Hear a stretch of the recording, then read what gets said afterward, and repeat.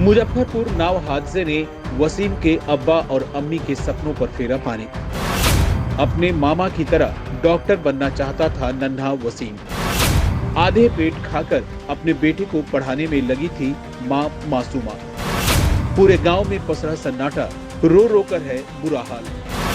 सब कह रहे हैं काश न होता नाव हादसा।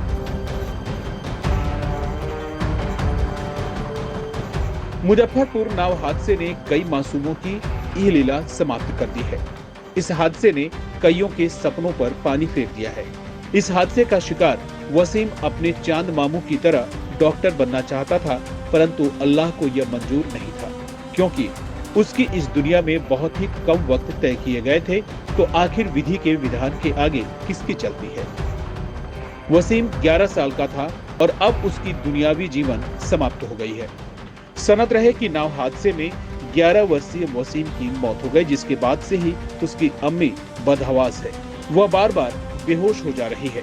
सूचना मिलने के बाद से उनके साथ कोई न कोई जरूर मौजूद रहता है।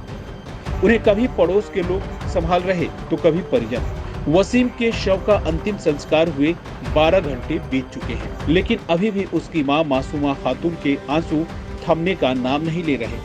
इस बीच रोते हुए वसीम की अम्मी ने कहा कि वसीम बोलता था कि हम भी पढ़ लिख कर चांद मामू की तरह डॉक्टर बनेंगे। तुम हमको पढ़ाओगी ना, हम खूब मेहनत करेंगे।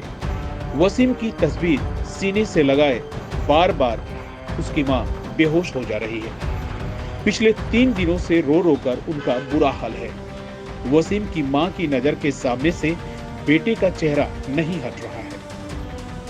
रोते रोते बस एक ही बात कह रही हैं कि मेरा बेटा डॉक्टर बनना चाहता था। उसके भाई का साला जो डॉक्टर है उसको ही अपना आदर्श मानता था। वो हमेशा कहता था कि माँ, मैं भी चांद मामू की तरह डॉक्टर बनूंगा।